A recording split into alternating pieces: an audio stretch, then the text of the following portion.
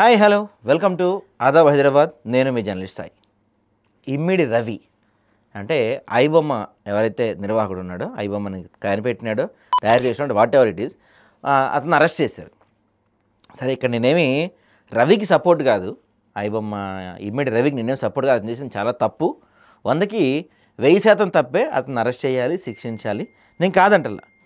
కాకపోతే నాతో పాటు చాలామంది సామాన్యుల క్వశ్చన్ ఒకటి నేను ప్రభుత్వం దృష్టికి తీసుకెళ్దాం అనుకుంటున్నా. సో వీళ్ళంతా ఏమంటారంటే, లక్షల మంది మిడిల్ క్లాస్ ప్రజల డబ్బు ఆదా చేసిన వాడు ఐబొమ్మ రవి నేరస్తుడైతే, బెనిఫిట్ షోలు దోపిడీ తప్పు కాదా, దొంగ లెక్కలతో టికెట్ల రేట్లు పెంపు నేరం కాదా, థియేటర్లో వాటర్ బాటిల్స్కి, పాప్కార్న్స్కి, స్నాక్స్కి వేల వసూలు చేస్తుంది తప్పు కాదా, కూల్ డ్రింక్స్కి వసూలు చేస్తుంది తప్పు కాదా, ఓటీటీ రేట్లు దోపిడీ కాదా, వితౌట్ యాడ్ అంటూ మరో దోపిడీ కాదా అని చెప్పి కామన్గా అడుగుతున్న క్వశ్చన్ ఇవన్నీ. ఇప్పుడు థియేటర్లో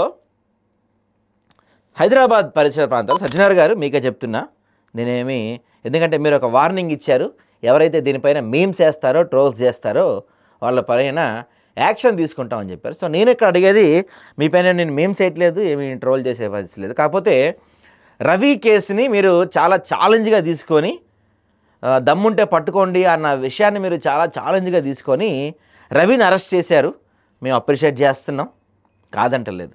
కాకపోతే ఇక్కడ రవి ఏంటంటే, ఓటీటీలో వచ్చిన మూవీల్ని పైరసీ చేస్తున్నాడు, కొన్నిటిని ముందుగానే ఇచ్చేసి అమ్ముతున్నాడు. అయితే రవితో పాటు మరి ఈ మూవీ రూల్స్ వాళ్ళు, ఇట్లా తమిళ్ రాకృష్ణ చాలామంది ఉన్నారు కదా, వాళ్ళు అయితే మరి కొన్ని గంటల్లోనే పైరసీ మూవీ రిలీజ్ చేస్తూ ఉంటారు వాళ్ళ సైట్లో. మరి వాళ్ళని ఇప్పుడు అరెస్ట్ చేస్తున్నారు. రెండోది, హైదరాబాద్లో జిహెచ్ఎంసీ దాని ప్రకారం, మీరు చెప్పిన రూల్స్ ప్రకారం థియేటర్స్లో పార్కింగ్ ఫీజు వసూలు చేయడం అనేది మీరు చెప్పిన రూల్, మీరు పెట్టిన రూల్. కానీ ఏ థియేటర్ కన్నా పోదాం, హైదరాబాద్లో సింగిల్ స్క్రీన్ థియేటర్స్, క్రాస్ రోడ్స్లో దగ్గర నుంచి ఏ థియేటర్ కన్నా పోదాం సార్, మీరు థియేటర్లో పార్కింగ్ ఫీజు వసూలు చేస్తున్నారు. మరి దీనిపైన మీరు చర్యలు ఎప్పుడు తీసుకుంటున్నారు? ఒక సామాన్య కుటుంబం సినిమాకి వెళ్తే టికెట్ రేటు 50 రూపాయల నుంచి 500కి పెంచింది ఎవరు? బడ్జెట్ పెంచమని మేము అడగలేదు కదా, దాన్ని మానెత్తిని వద్దటం ఎందుకు? బెనిఫిట్ షోలకు 2000 రూపాయల టికెట్లు పెడితే అప్పుడెందుకు మీరు మాట్లాడలేదు?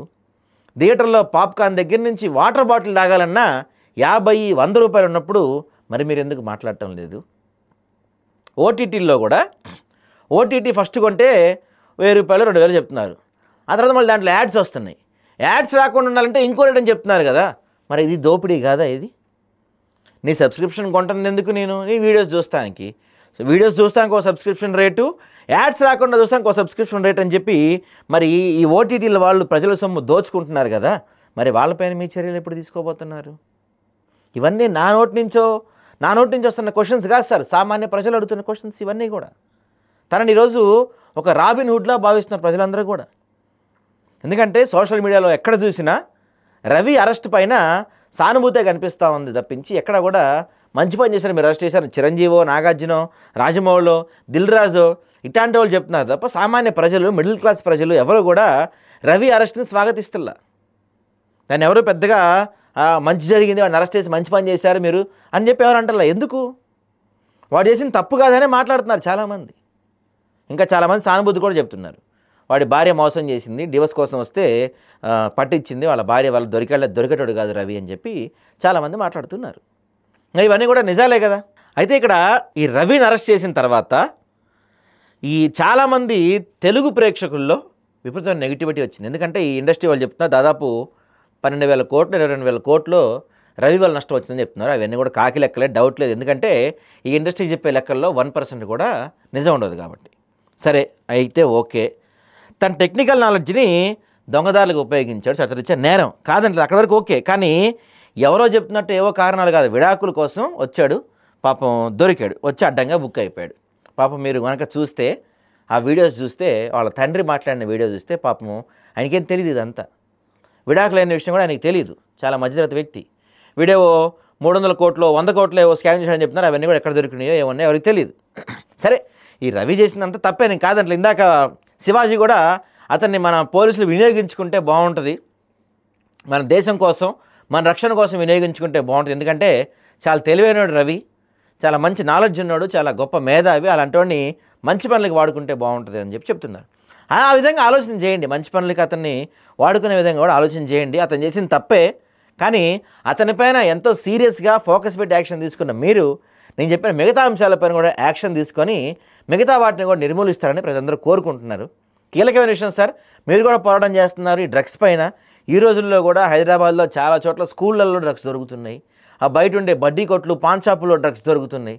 వాటిపైన మీరు చర్యలు తీసుకోవట్లేదు. దీంతో పాటుగా మన సమాజాన్ని పట్టి పీడిస్తున్న చాప కింద నీరులా వస్తున్న ఇంకో అంశం ఏంటంటే పోర్నోగ్రఫీ. విచ్చలవిడితనం అయిపోయింది. ఇన్స్టాగ్రామ్లో కూడా పోర్న్ వీడియోస్ వస్తున్నాయి, యూట్యూబ్లో పోర్న్ వీడియోస్ వస్తున్నాయి, ఫేస్బుక్లో పోర్న్ వీడియోస్ వస్తున్నాయి, ట్విట్టర్లో పోర్న్ వీడియోస్ వస్తున్నాయి. పోర్న్ ఇండియాలో బ్యాన్ కదా, మరి వీటిపైన ఎప్పుడు చర్యలు తీసుకుంటున్నారు మీరు? పోర్న్ ఇండియాలో బ్యాన్. ఈ రోజుకి పోర్న్ కంటెంట్ చిన్నపిల్లలు చూడాలన్నా చాలా ఈజీగా దొరికేస్తుంది పోర్న్ కంటెంట్. మరి దానిపైన చర్యలు తీసుకోలేకపోతున్నారు ఎందుకు మీరు? రవిని అరెస్ట్ చేస్తారని తప్పడతలే, రవిని అరెస్ట్ చేయాలి, అతను చేసిన తప్పే కాదంటలేదు. కానీ అతనిపైన చూపిన శ్రద్ధ మిగతా సమాజాన్ని పట్టి పీడిస్తున్న అంశాలపైన కూడా మీరు చూపిస్తే చాలా బాగుంటుందని సగటు పౌరుడిగా నేను కోరుకుంటున్నాను సార్.